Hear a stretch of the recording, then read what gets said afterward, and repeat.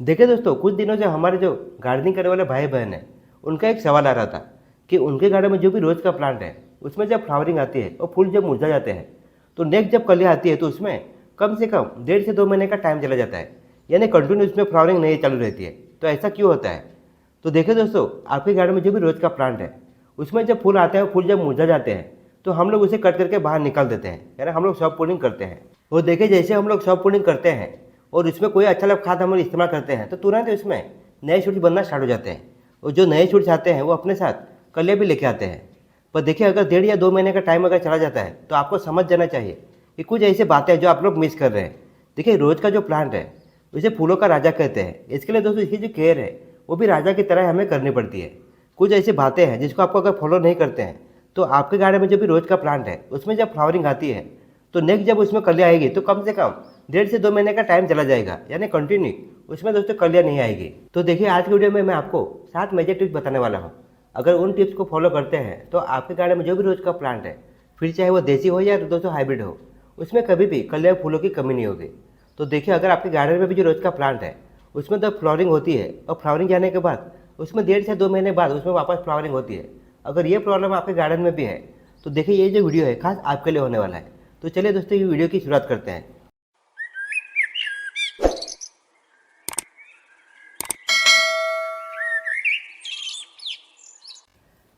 Tips number 1, sunlight.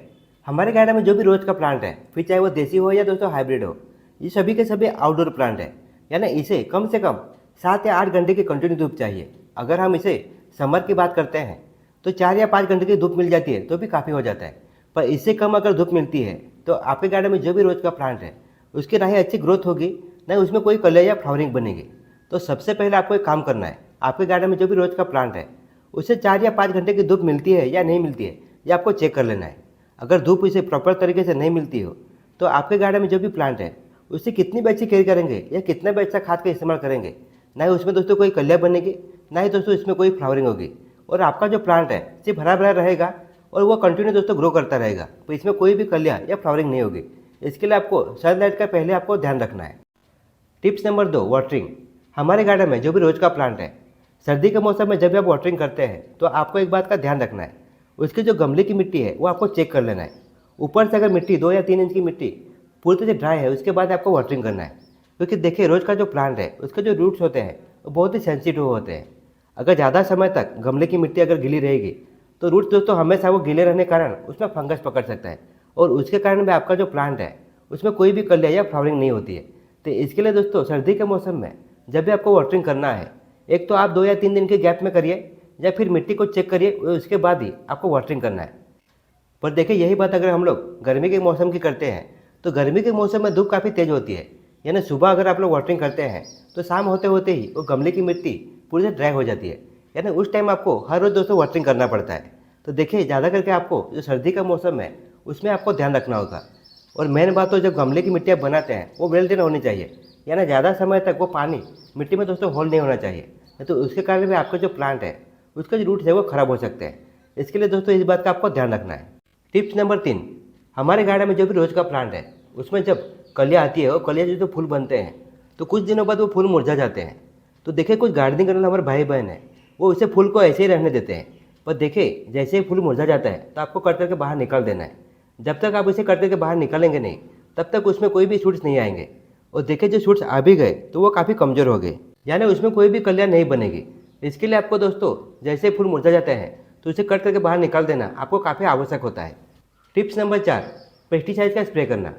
हमारे garden में जो भी रोज़ का प्लांट है, उस पर ज़्यादा करके एफिड का यानी सफ़ेद मक्खी का अटैक होता है। और एफिड का जब अटैक होता है तो हमारे गार्डन में जो भी रोज़ का प्लांट है, उसकी जो कलियाँ है वो हल्की सी काले पड़ने लगती है, यानी ख़राब होने लगती है।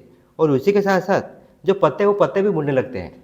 और देखिए, ये जो बीमारी है, ज़्यादा करके जो नई कलियाँ निकलती है या जो नए पत्ते निकलते हैं, उस पर ज़्यादा करके इसका अटैक होता है। और उसके कारण आपका जो प्लांट है उसकी जो ग्रोथ है वो रुक जाती है, और जो फूल भी आते हैं उसकी भी साइज़ काफ़ी छोटी हो जाती है। तो देखिए, आपके गार्डन में भी अगर जिस तरह से मैंने आपको दिखाया है, इस तरह से एफिड का अटैक है, तो कोई भी रासायनिक या ऑर्गेनिक पेस्टिसाइड का आपको स्प्रे करना काफ़ी आवश्यक होता है। और देखिए, जब बीमारी का अटैक हो जाता है तो तुरंत ही आपको किसी भी पेस्टिसाइड का स्प्रे करना काफ़ी आवश्यक होता है, क्योंकि ज़्यादा मात्रा में अगर बीमारी का अटैक हो जाता है तो आपके जो प्लांट है उसे दोस्तों वापस रिकवर होने के लिए काफ़ी समय चला जाता है। इसके लिए आपको इस बात का हमेशा ध्यान रखना है, जैसे बीमारी का अटैक हो या ना हो, हर 15 से 20 दिन में आपको पेस्टिसाइड का स्प्रे करना काफ़ी आवश्यक हो जाता है। टिप्स नंबर 5, गमले की मिट्टी की गुड़ाई करना। आपके गार्डन में जो भी प्लांट है जो गमले में लगे हुए हैं, आपको हफ्ते में या 15 दिन में एक बार उसके गमले की मिट्टी की गुड़ाई करना काफ़ी आवश्यक होता है और इसके 2-3 फायदे हो सकते हैं। देखिए, पहली जो बात है कि आपके गार्डन में जो भी प्लांट है उसके जो रूट्स है उससे ऑक्सीजन की जो मात्रा है वो अच्छी तरह से मिलती रहती है और उसी के साथ साथ अगर उसमें कुछ एक्स्ट्रा दोस्तों घास फूस है या ना जो खरपतवार है उसे भी आप निकाल सकते हैं, क्योंकि गुड़ाई करने के बाद वो सब निकल जाता है। तीसरा दोस्तों इसका जो फ़ायदा है कि आपके गार्डन में जो प्लांट है जो गमले में लगे हुए हैं, आप लोगों ने एक बात का नोटिस किया होगा, गमले की जो मिट्टी वो ड्राई हो जाती है तो वो पूरी तरह से सख्त हो जाती है। उसमें क्या होता है कि हमारे गार्डन में जो भी प्लांट है जो गमले में लगे हुए हैं उसके जो रूट्स है वो अच्छी तरह से अंदर फैल नहीं पाते हैं, यानी रूट्स अच्छी तरह से विकसित नहीं हो पाते और इसके कारण आपका जो प्लांट है उसकी जो ग्रोथ है वो दोस्तों अच्छी तरह से नहीं हो पाती है। और इसी के साथ साथ अगर हमारे गमले की मिट्टी में कोई भी हार्मफुल बैक्टीरिया है और हम लोग 2 से 3 इंच तक उसकी जो गुड़ाई अच्छी तरह से कर लेते हैं, तो जो भी हार्मफुल बैक्टीरिया है जो मिट्टी में छुपे हुए हैं, जैसे हम लोग गुड़ाई करते हैं वो सभी के सभी ऊपर आ जाते हैं और जैसे ही वो तेज धूप के संपर्क में आते हैं वो सभी के सभी खत्म हो जाते हैं। इसके लिए दोस्तों गुड़ाई करना काफ़ी आवश्यक होता है। टिप्स नंबर 6, फर्टिलाइजर का इस्तेमाल करना। आपके गार्डन में जो भी रोज का प्लांट है उसकी जब आप लोग हार्ड पुलिंग या सॉफ्ट पुलिंग करते हैं तो उसमें नए छुड़ी आने के लिए उससे न्यूट्रिशन की काफ़ी आवश्यक होती है। तो देखिए, वो न्यूट्रिशन के लिए जो हम लोग खाद का इस्तेमाल करने वाले हैं उसमें जो पहली चीज़ हम लेने वाले हैं वह है गोबर की खाद। देखिए, गोबर की खाद में काफ़ी ज़्यादा मात्रा में इसमें NPK तो होता ही है, पर जो अदर न्यूट्रिशन है वो भी इसमें भरपूर मात्रा में पाए जाते हैं। तो देखिए, एक प्लांट के लिए आपको कम से कम 2 से 3 मुठ भर इसका इस्तेमाल करना है। देखिए, अगर आपके पास गोबर की खाद नहीं है तो इसकी जगह वर्मी कंपोस्ट का भी इस्तेमाल कर सकते हैं। गोबर की खाद या वर्मी कंपोस्ट ये ऑर्गेनिक खाद है। अगर रेगुलर बेस में इसका इस्तेमाल करते हैं तो गमले की जो मिट्टी है उसकी जो उर्वरक शक्ति है वो दोस्तों काफ़ी बढ़ जाती है और इसके कारण 2-2, 3-3 साल तक उसके गमले की मिट्टी आप चेंज नहीं करेंगे तो भी आपका जो प्लांट है वो अच्छी तरह से उसी मिट्टी में ग्रो करता रहेगा। देखिए, इसके बाद जो सेकंड चीज़ हम लेने वाले हैं वो है DAP यानी डाई अमोनियम फास्फेट। DAP एक रासायनिक खाद है और इसका खेती में और गार्डनिंग में काफ़ी ज़्यादा मात्रा में इस्तेमाल होता है। पर देखिए, इसे यूज़ करते वक्त कुछ सावधानी है वो आपको बरतनी होगी। इसकी जो मात्रा है वो अधिक नहीं होनी चाहिए। तो देखिए, आपके गमले की जो साइज़ है उसके हिसाब से आपको दाने का इस्तेमाल करना है।